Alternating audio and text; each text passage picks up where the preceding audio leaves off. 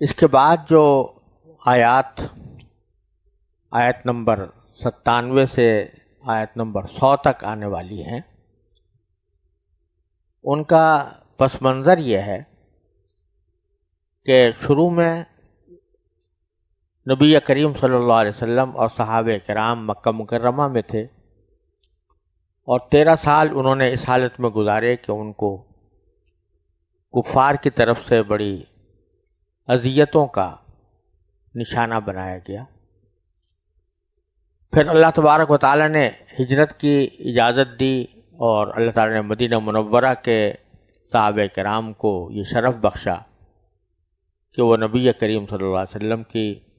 میزبانی کریں، اور مدینہ منورہ میں سرکار دو عالم صلی اللہ علیہ وسلم اور آپ کے صحابہ کرام امن و عافیت کے ساتھ رہ کر دین کی تبلیغ و دعوت کا کام انجام دیتے رہیں۔ تو جب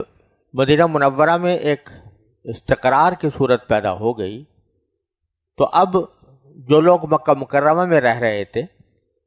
اور اپنے دین پر عمل کرنا ان کے لیے دشوار اس لیے ہو گیا تھا کہ مکہ مکرمہ کے کافروں نے ان کو ظلم و ستم کا نشانہ بنایا ہوا تھا،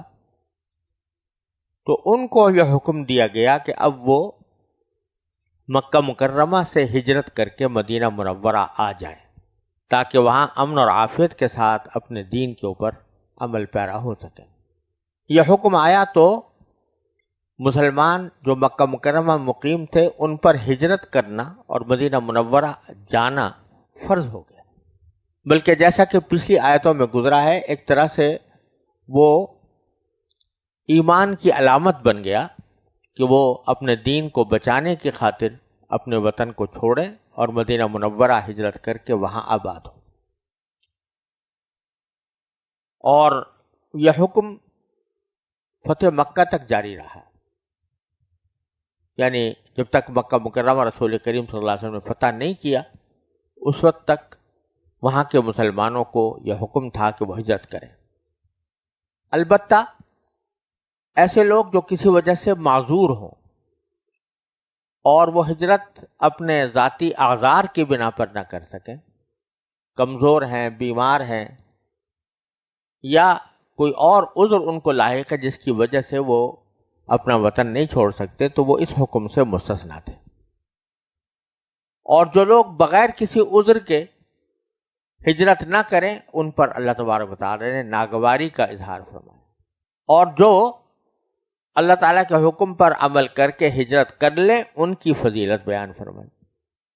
اس سیاق میں یہ آیات کریمہ جو ہے ان کا ترجمہ دیکھیے، ان آیات کو پڑھ کر میں ان کا ترجمہ پیش کرتا ہوں۔ ان الذين توفاهم الملائكة ظالمي انفسهم قالوا فيما كنتم قالوا كنا مستضعفين في الارض قالوا الم تكن ارض الله واسعة فتهاجروا فيها فاولئك مأواهم جهنم وساءت مصيرا إلا المستضعفين من الرجال والنساء والولدان لا يستطيعون حيلة ولا يهتدون سبيلا فأولئك عسى الله أن يعفو عنهم وكان الله عفوا غفورا ومن يهاجر في سبيل الله يجد في الأرض مراغما كثيرا وسعة ومن يخرج من بيته مهاجرا إلى الله ورسوله ثم يدركه الموت فقد وقع أجره على الله وكان الله غفورا رحيما۔ ان آیات کا ترجمہ یہ ہے کہ جن لوگوں نے اپنی جانوں پر ظلم کیا تھا اور اسی حالت میں فرشتے ان کی روح قبض کرنے آئے تو بولے تم کس حالت میں تھے؟ وہ کہنے لگے کہ ہم تو زمین میں بے بس بنا دیے گئے تھے۔ فرشتوں نے کہا کیا اللہ کی زمین کشادہ نہ تھی کہ تم اس میں ہجرت کر جاتے؟ لہذا ایسے لوگوں کا ٹھکانہ جہنم ہے اور وہ نہایت برا انجام ہے۔ البتہ وہ بے بس مرد، عورتیں اور بچے اس انجام سے مستثنیٰ ہیں جو ہجرت کی کوئی تدبیر نہیں کر سکتے اور نہ نکلنے کا کوئی راستہ پاتے ہیں۔ چنانچہ پوری امید ہے کہ اللہ ان کو معاف فرما دے۔ اللہ بڑا معاف کرنے والا، بہت بخشنے والا ہے۔ اور جو شخص اللہ کے راستے میں ہجرت کرے گا وہ زمین میں بہت جگہ اور بڑی گنجائش پائے گا، اور جو شخص اپنے گھر سے اللہ اور اس کے رسول کی طرف ہجرت کرنے کے لیے نکلے پھر اسے موت آ پکڑے تب بھی اس کا ثواب اللہ کے پاس طے ہو چکا، اور اللہ بہت بخشنے والا، بڑا مہربان ہے۔ یہاں یہ سمجھنا چاہیے کہ ہجرت عربی زبان میں اس کے لفظی معنی یہ حجر سے نکلا ہے، جس کے لفظی معنی چھوڑنے کے ہوتے ہیں، اور جب اصطلاح شریعت میں ہجرت کا لفظ بولا جاتا ہے تو اس کا مطلب یہ ہوتا ہے کہ کوئی شخص دارالکفر کو چھوڑ کر دارالاسلام میں چلا جائے، اس کو ہجرت کہتے ہیں۔ اور بعض حضرات نے اس کی تعریف میں یہ شرط بھی لگائی ہے کہ آدمی ہجرت کرے اور اپنا وطن چھوڑے تو دینی مقاصد کے لیے چھوڑے، یعنی دارالکفر میں دین پر عمل کرنا مشکل تھا تو وہ اب دارالاسلام اس لیے جا رہا ہے تاکہ اپنے دین پر صحیح طور سے عمل کر سکے۔ لیکن حقیقت میں یہ اس کی لغوی تعریف میں داخل نہیں ہے، لیکن وہ ہجرت جس کی فضیلت وارد ہوئی ہے یا جس کو ضروری قرار دیا گیا ہے اس میں یہ شرط ہے کہ ہجرت کرنے کا مقصود اور وطن چھوڑنے کا مقصود اپنے دین کو بچانا، اپنی اولاد کے دین کو بچانا، اور اللہ تبارک و تعالیٰ کی اطاعت والی زندگی اختیار کرنے کا راستہ پیدا کرنا ہو۔ اگر کوئی شخص تجارت کی غرض سے دوسرے ملک جاتا ہے، روزی کمانے کی غرض سے جاتا ہے تو ہجرت تو ہوئی، لیکن یہ ہجرت اللہ اور اس کے رسول کے لیے نہ ہوئی، اور وہ ہجرت نہ ہوئی جس کی فضیلت وارد ہوئی ہے۔ اور اللہ تبارک و تعالیٰ نے یہ فرمایا ہے کہ ہجرت کے بڑے فضائل ہیں، اور قرآن کریم میں متعدد مقامات پر ہجرت کے فضائل بیان فرما رہے ہیں۔ سورہ بقرہ میں گزرا ہے کہ ان الذین آمنوا والذین ہاجروا وجاہدوا فی سبیل اللہ اولئک یرجون رحمت اللہ واللہ غفور رحیم، کہ جن لوگ ایمان بھی لائے اور انہوں نے ہجرت کی اور اللہ کے راستے میں جہاد کیا تو وہ اللہ تعالیٰ کی رحمت کے امیدوار ہوتے ہیں، اور اللہ تعالیٰ ان کے لیے بہت ہی بخشنے والا، بڑا مہربان۔ اور سورہ توبہ میں ہے الذین آمنوا وہاجروا وجاہدوا فی سبیل اللہ باموالہم وانفسہم اعظم درجۃ عند اللہ واولئک ھم الفائزون، کہ جو ایمان لائے اور انہوں نے ہجرت کی، اللہ کے راستے میں جہاد کیا، اپنی جان سے بھی اپنے مال سے بھی، تو اللہ کے ہاں ان کا درجہ بہت بڑا ہے اور وہ بڑے کامیاب ہیں۔ اور اللہ تبارک و تعالیٰ نے یہ بھی فرما دیا ہے کہ ہجرت کرنے میں جو مشقت انسان کو ہوتی ہے اس کے اوپر اللہ تبارک و تعالیٰ کی طرف سے اجر بہت بڑا ہے، اور آخرت کا اجر تو اپنی جگہ ہے، لیکن ساتھ ہی یہ بھی فرمایا گیا کہ ہجرت کرنے کے نتیجے میں اگر وہ صحیح معنی میں اللہ کے لیے اور اللہ کے رسول کے لیے ہجرت کی ہو تو اللہ تبارک و تعالیٰ اس دنیا کے اندر بھی ایسے آدمی کو کشائش عطا فرماتے ہیں، کشادگی عطا فرماتے ہیں، اور دنیا کے اندر بھی اس کو عام طور سے اس کا انجام اس لحاظ سے بہتر ہوتا ہے کہ ہجرت سے پہلے وہ جیسی زندگی گزار رہا تھا، ہجرت کے بعد اللہ تبارک و تعالیٰ اس کی زندگی کو مزید بہتر بنا دیتے ہیں۔ چنانچہ یہاں سب سے پہلے آیات کا آغاز جو کیا ہے اللہ تبارک و تعالیٰ نے، وہ ان لوگوں کو وعید سنانے کے لیے کیا ہے جو مکہ مکرمہ میں رہ رہے ہیں اور اپنے دین پر صحیح عمل نہیں کر پا سکتے کیونکہ کفار کے ظلم و ستم کا نشانہ بنے ہوئے ہیں، بے بس ہیں ان کے آگے، اس لیے دین پر عمل نہیں کر سکتے، اور دوسری طرف ان کو کوئی ایسا عذر بھی نہیں ہے کہ جس کی وجہ سے یہ کہا جائے کہ وہ ہجرت کرنے سے معذور ہیں، تو ان کے اوپر وعید بیان فرمائی۔ وعید یہ بیان فرمائی کہ جب ان کے موت کا وقت آئے گا تو ان سے بڑی سخت باز پرس ہوگی، چنانچہ فرمایا ان الذین توفاہم الملائکۃ ظالمی انفسہم، جن لوگوں نے اپنی جانوں پر ظلم کیا اور اسی حالت میں فرشتے ان کی روح قبض کرنے آئے، تو قالو، ان فرشتوں نے کہا کہ کیف فیما کنتم، یعنی تم کس حالت میں تھے، یعنی یہ بات پرس کی کہ تم جو اپنے دین پر پوری طرح عمل نہیں کر پائے تو کیوں نہیں کر پائے؟ دین کے تمام احکام پر عمل کرنا تمہارے لیے ضروری تھا، اس کو تم نے کس وجہ سے چھوڑا؟ تو قالو، اس کے جواب میں وہ کہیں گے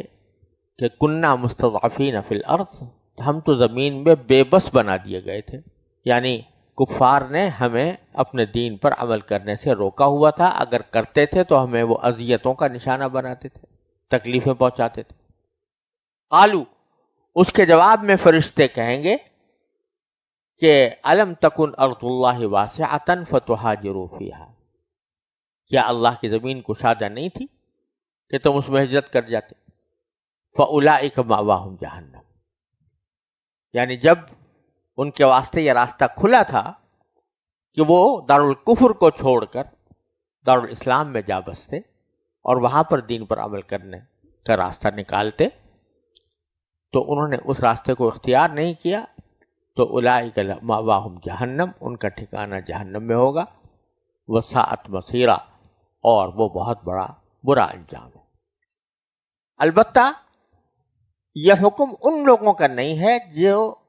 ہجرت سے کسی وجہ سے معذور رہے ہوں، الا المستضعفین من الرجال والنساء والولدان، البتہ وہ بے بس مرد، عورتیں اور بچے مستثنیٰ ہیں جو لا یستطیعون حیلۃ، جو ہجرت کی کوئی تدبیر نہیں کر سکتے، ولا یہتدون سبیلا، اور نہ اپنے وطن سے باہر نکلنے کا کوئی راستہ پاتے ہیں۔ فاولئک عسى اللہ ان یعفو عنہم، تو بے شک ان کے بارے میں پوری امید ہے کہ اللہ ان کو معاف فرما دے، وکان اللہ عفوا غفورا، اور اللہ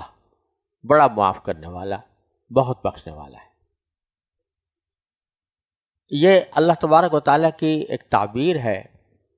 جو قرآن کریم میں متعدد مقامات پر استعمال ہوئی ہے کہ ایک چیز اللہ تبارک و تعالیٰ نے طے کی ہوئی ہوتی ہے کہ ایسا ہوگا، لیکن جب وہ ہم سے اس بات کا ذکر فرماتے ہیں تو یقینی الفاظ استعمال کرنے کے بجائے امید ہے کہ الفاظ استعمال کرتے ہیں، جیسے کہ رسول کریم صلی اللہ علیہ وسلم کو مقام محمود تک پہنچانا، یہ اللہ تبارک و تعالیٰ نے وعدہ فرمایا ہوا ہے اور طے کیا ہوا ہے کہ نبی کریم صلی اللہ علیہ وسلم کو مقام محمود تک پہنچایا جائے گا، لیکن جب اس کا ذکر قرآن کریم میں فرمایا تو ان الفاظ میں فرمایا عسیٰ ان یبعثک ربک مقاما محمودا، امید ہے کہ تمہارا پروردگار تمہیں مقام محمود تک پہنچائے گا۔ اسی طرح یہاں پر بھی جو لوگ کے معذور ہیں اور عذر کی وجہ سے ہجرت نہیں کر سکے، اس کے بارے میں بھی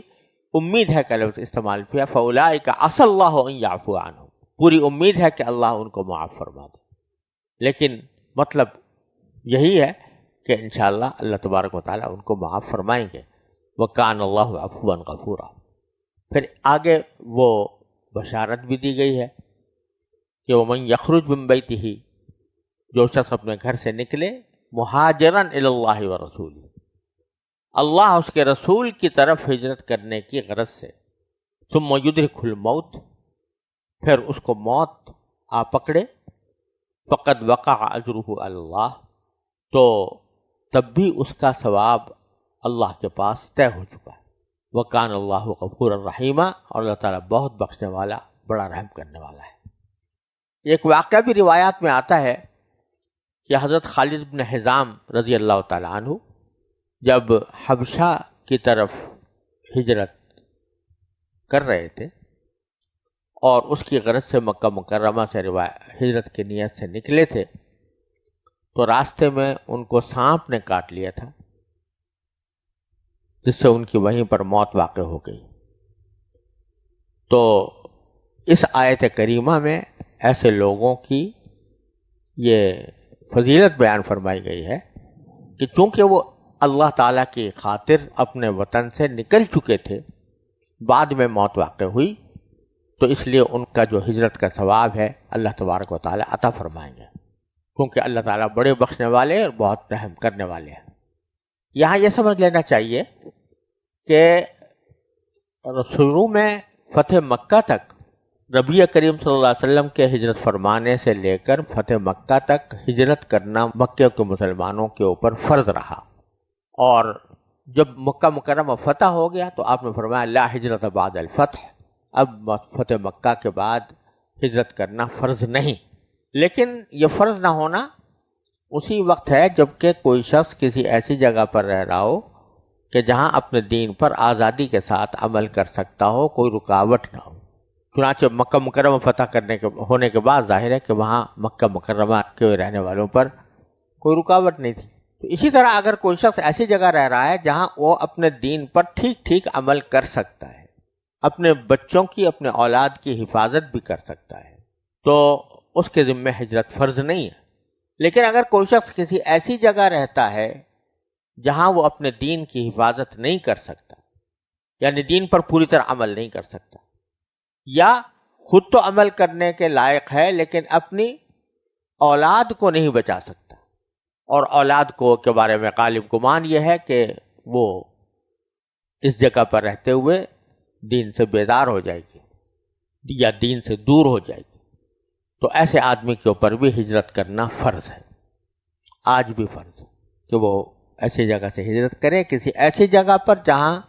اس کو اپنے ایمان کا بھی کوئی خطرہ نہ ہو، اپنے دین کا بھی کوئی خطرہ نہ ہو، اور اپنی اولاد کا بھی کوئی خطرہ نہ ہو۔ البتہ یہ بات تو طے شدہ ہے کہ ایک دارالاسلام یعنی وہ ملک جس پر مسلمانوں کا اقتدار ہو، تو وہ بہتر ہے کسی ایسے ملک سے جس پر غیر مسلموں کا اقتدار ہے۔ لیکن اگر غیر مسلموں کے ملک میں رہتے ہوئے آدمی کو اپنے دین کی حفاظت کرنا کچھ مشکل نہیں ہے اور وہ اپنے دین پر کاربند رہ سکتا ہے، تو اس صورت میں اس کے لیے وہاں سے ہجرت کرنا فرض نہیں ہے، اور جس جگہ دین کو نہ بچا سکتا ہو وہاں سے ہجرت کرنا فرض ہے۔ لیکن ظاہر ہے انہی قیود و شرائط کے ساتھ جو ان آیات میں بیان ہوئی ہے کہ آدمی ایسا کرنا اس کے لیے عملاً ممکن ہو۔ جس کے لیے عملاً ایسا کرنا ممکن نہیں ہے، جیسے کہ آج کل کے حالات میں بہت سے ممالک کے اندر وہاں سے باہر نکل کر دوسرے ملک میں جانا اپنے اختیار میں نہیں ہوتا، بہت سی قانونی پابندیاں ہوتی ہیں، تو جس شخص کو اختیار میں نہ ہو اور باہر نہ جا سکتا ہو قانونی پابندیوں کی وجہ سے، تو وہ اس حکم میں داخل ہے کہ لا یستطیعون حیلۃ ولا یہتدون سبیلا، کہ وہ تدبیر نہیں پاتے اور نہ باہر نکلنے کا ان کے لیے راستہ ہوتا ہے، تو وہ اپنے استطاعت کے مطابق جتنا کر سکتے ہوں دین پر عمل کرتے رہیں اور باقی کے لیے کوشش کرتے رہیں اور اللہ تعالیٰ سے دعا مانگتے رہیں، تو انشاءاللہ اللہ تبارک و تعالیٰ ان کے لیے ثواب عطا فرما دیں گے، اور ان سے انشاءاللہ کوئی مواخذہ اور گرفت نہیں ہوگی۔ آخر میں اللہ تبارک و تعالیٰ نے یہ بھی فرمایا ہے کہ جو شخص اپنے گھر سے نکلے تو اس کو اللہ کے راستے میں ہجرت کرنے کے لیے نکلے تو زمین کے اندر بھی وہ مراغمن کثیرم وسعہ، وہ بہت جگہ اور بڑی گنجائش پائے گا۔ یعنی ایک طرح سے ایک بشارت دی گئی ہے کہ آخرت کا اجر تو اپنی جگہ، لیکن دنیا کے اندر بھی ایسے شخص کو انشاءاللہ پہلے سے زیادہ بہتر حالت نصیب ہوگی۔ اور تجربہ عملی یہی ہے کہ صحابہ کرام جنہوں نے مکہ مکرمہ سے ہجرت کی، جو شروع میں کچھ تنگی ترشی کے حالات پیش آئے، لیکن بالآخر انجام کار صحابہ کرام کے حالات معاشی وہ مدینہ منورہ میں آنے کے بعد مکہ مکرمہ سے زیادہ بہتر ہوئے، خاص طور سے فتح خیبر کے بعد۔ اور میرے والد ماجد حضرت مولانا مفتی احمد شفیع صاحب رحمۃ اللہ علیہ نے معارف القرآن میں بہت سے واقعات بیان فرمائے ہیں کہ جس سے اس بات کا ثبوت ملتا ہے کہ ہجرت کرنے کے بعد انسان کے معاشی حالات بھی پہلے سے بہتر ہوئے ہیں۔ اکا دکا بات مثالیں تو اس کے خلاف ہو سکتا ہے پیش کی جا سکیں، لیکن عام طور سے حکم یہی ہے کہ اللہ تبارک و تعالیٰ ان کے معاشی حالات میں بھی کشادگی پیدا فرماتے ہیں۔